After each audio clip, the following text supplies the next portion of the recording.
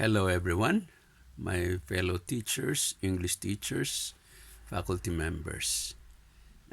I've been making a video in my YouTube channel, but this time I would just like to present to you an academic proposal for our English teachers based here in Japan. I know there are some of us. By the way, I will just take the English as our medium of communication. I know there are many of us, particularly the Filipino-Japanese community here in Japan, are also doing English teaching, just like me as before. My first 3 years here was a curriculum developer in or under a corporation owning 18 schools, and I developed their curriculum. Another 3 years was I was in a public school in middle high school. And after that, I also went to a Kuminkan as English teachers, one of the English teachers. This time, I would just like to propose a kind of English online class with us, English Teachers Club, based here in Japan. And this is a kind of an online platform of, yes, English teaching, tutorial teaching. We know why we need English. Now, let me share to you a kind of conceptual framework. International responsibility and involvement, and moral and ethical community, our family communication and understanding as individual rights of expressions. These are concepts that are also very important in our lives, not only in us, among ourselves, but also to our children, the next generation. There is so-called homestay, excursions in our, or among our children when they grow up.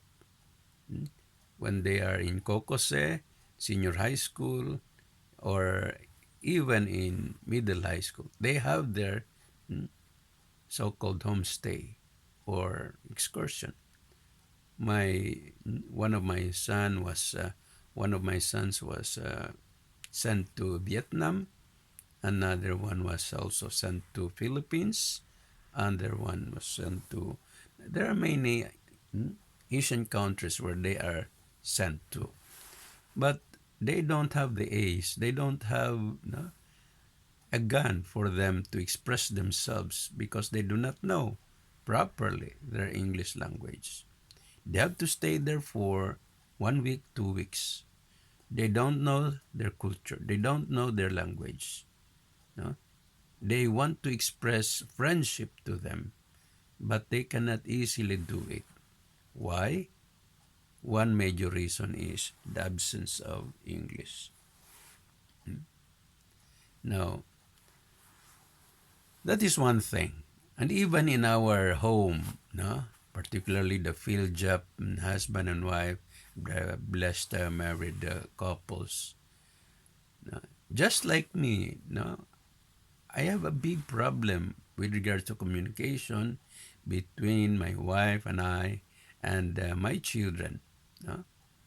For more than almost 30 years, we are all together. We have 5 children, and only my eldest can directly talk with me in a very simple English. My second one also can do it much better, but he is in Sendai right now working. All the rest, zero.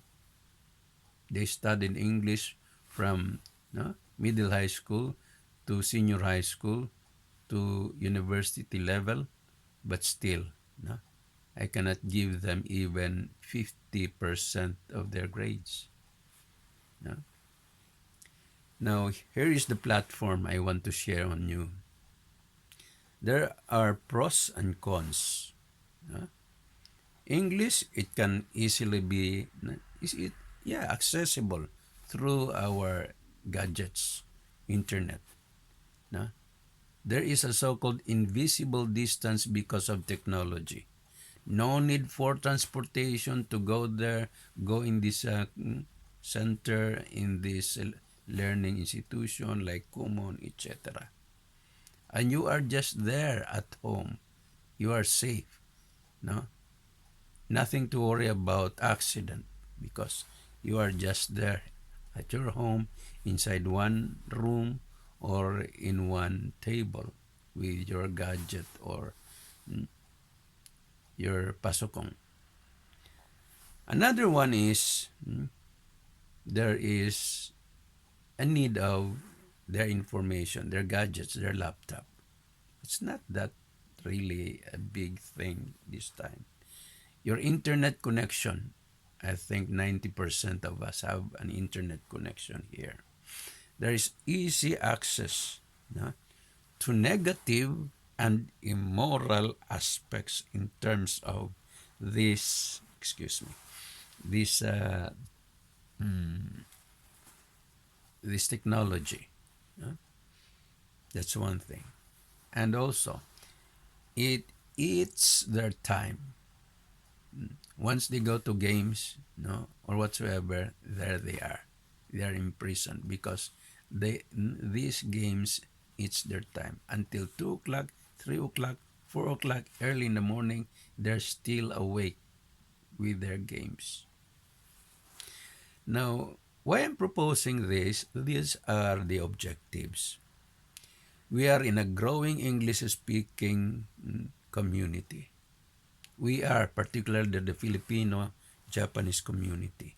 And we need to pass to the next generation no, their culture-free, no, this culture-free, gun-centered way of smoothly expressing their hearts, their emotions, their intellect internationally. No? They have to express their willpower and the like in order for them to let them inherit the foundation that their parents have planted since their blessing with their Japanese spouse in some roof, if not in a place. What I'm trying to say here is, no, we had the fruits, we have the talent of speaking English, but we have to pass it to our children and the next generation. We are culture free. We can go and stay in Philippines. Somehow we could survive here in Japan. But once our children will be matched or will go and be married to other nationalities like Singapore, Taiwan, Malaysian, Indonesian, Indian, African, or wheresoever. Na, what will there be? What will be their tools? Wala silang, they have nothing. The medium of expression will become a mouth and ears for the next generation in their international needs, in their need future like the blessing, marriage, professions, and international mission or travels. That Filipino parents will be free from any accusation of not giving a time to their children to know their mother tongue, their mother tongue language, either Filipino or English. This is one thing. No?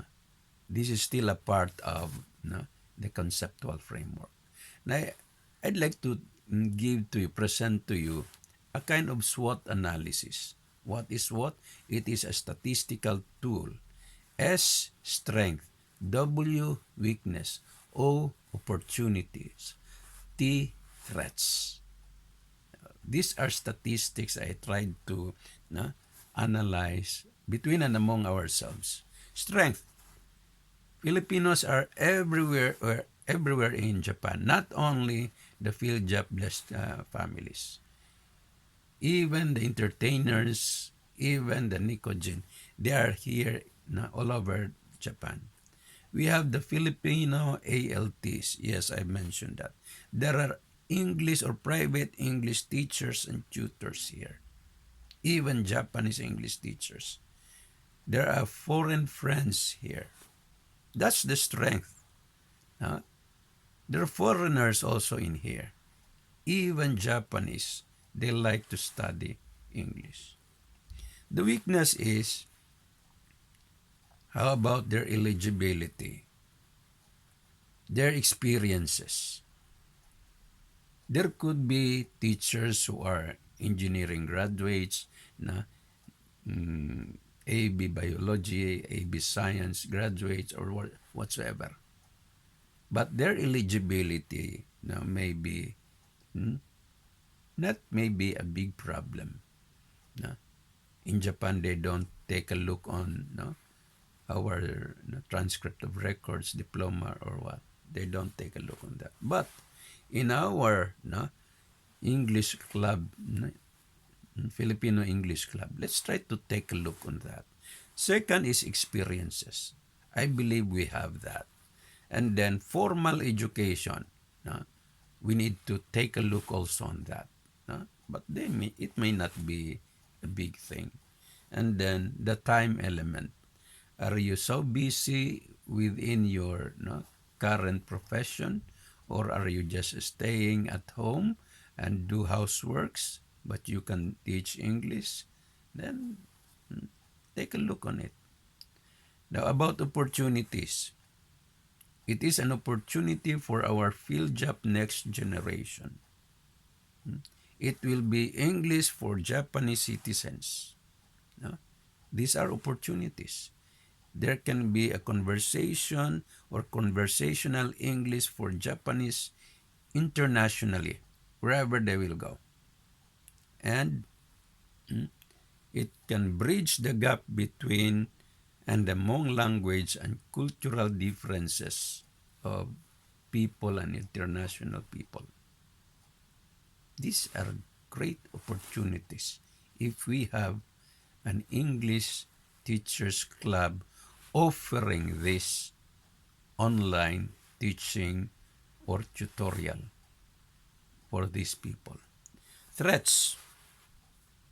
Legal permit.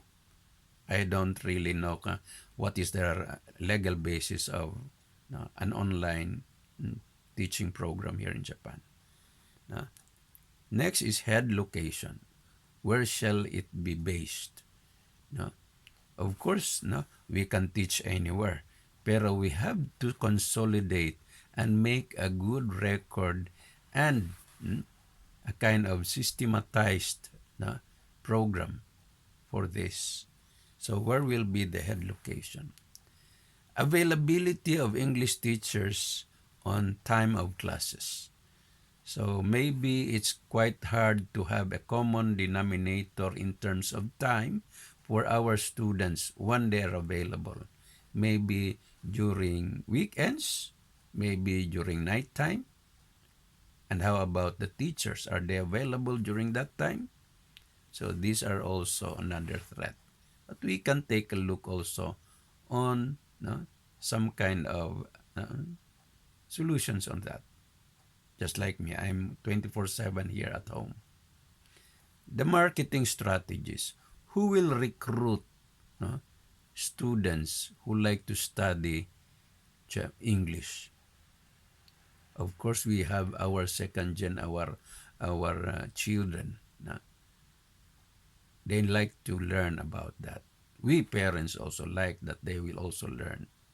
There are second generations who are volunteering to go to join Asia Pacific YLT, but they do not have the knowledge, the know-how of speaking English. And another threat is the proper management. This is more about administrative function. These are the SWOT analysis I tried to take a look on the past few days. Now, my recommendation to establish this proposal is, number one, let's make a forecast. Forecasting is very important. We have to have a vision. Make a statement of your vision. We have to make enumerate our missions, enumerate our goals.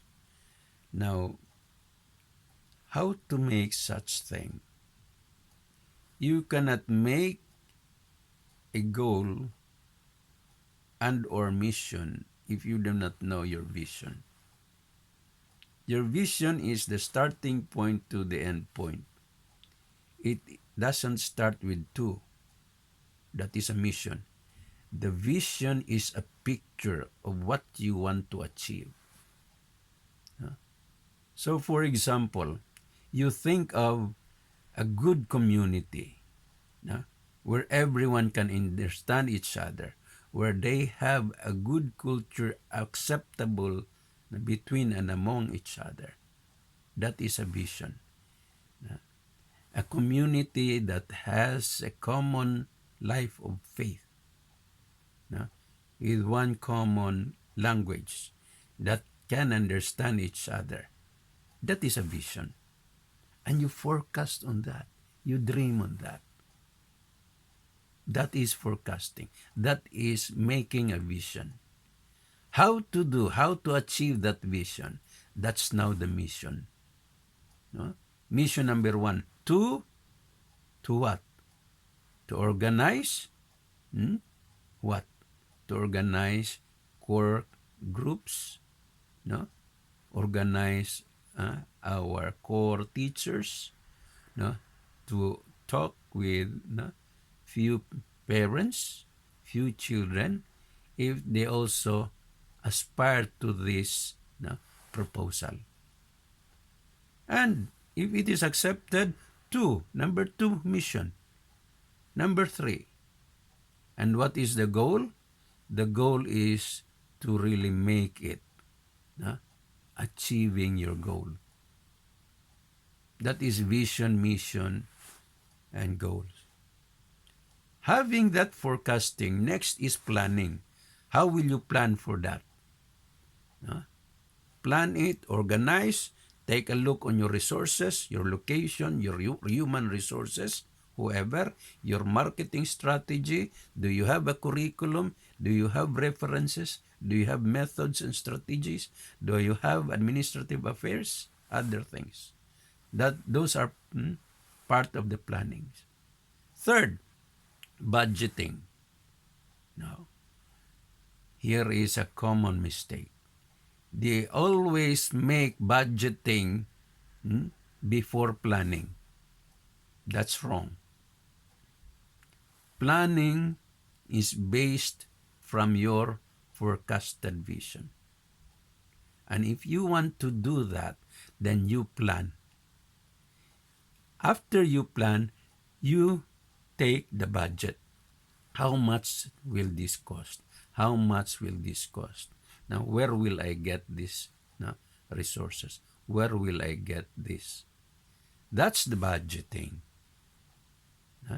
It's a kind of fiscal management.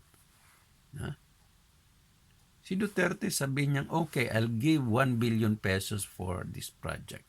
And then he will ask the finance secretary, do we have money for this? No. So there was already a plan. And then he went to the finance secretary. Do we have this money? Where will you get the money? That's it. It does not change the plan. We have to look for the budget, and that is resourcing. After the budget, implementation. Implementation. Phase 1, phase 2, phase 3. It's up to us. If it is a school, then have the VMG, have the philosophy, have the curriculum. And the curriculum should be based on this VMG. and the syllabus should be based from the curriculum, and this lesson plan should be based upon the approved syllabus. And after that, evaluation. After evaluation, then we can go to rewarding or awarding or others. Those are just conceptualizations. Now, I would like to make a proposed BMG here. This is only a sample. Vision statement. A world of common international medium of communication for harmonious relationship and understanding between and among people. A world of common, no? A world of common medium or common international medium of communication. It's a picture, no? It's a picture. Proposed VMG. Now, I have given the vision, this time the mission. The following are the missions of this proposed English club. Number 1, to establish the online English teachers to update methods of teaching, curriculum development, and educational management. To encourage parents and Japanese youth, including our second generation of Filipino, Japanese, and or foreigners, Japanese children, to learn and study English and to bridge language and cultural differences. Number 3, to organize sets of English teachers advocating peace and understanding through teaching English language. And number 4, to develop advanced programs and projects to promote culture-free medium of communication. So these are just my first presentation. I have part 2 presentation, but I just want to take a break on that. And I hope I can share it to you in our group chat. I may also share this to my YouTube, Sunset Moments by Sir Cotailo. You can take a look on that on my YouTube also. Thank you so much. This is Sir Cotailo. Cotailo means Kuya, Tatay, Lolo. That's my AKA. Thank you very much. See you soon.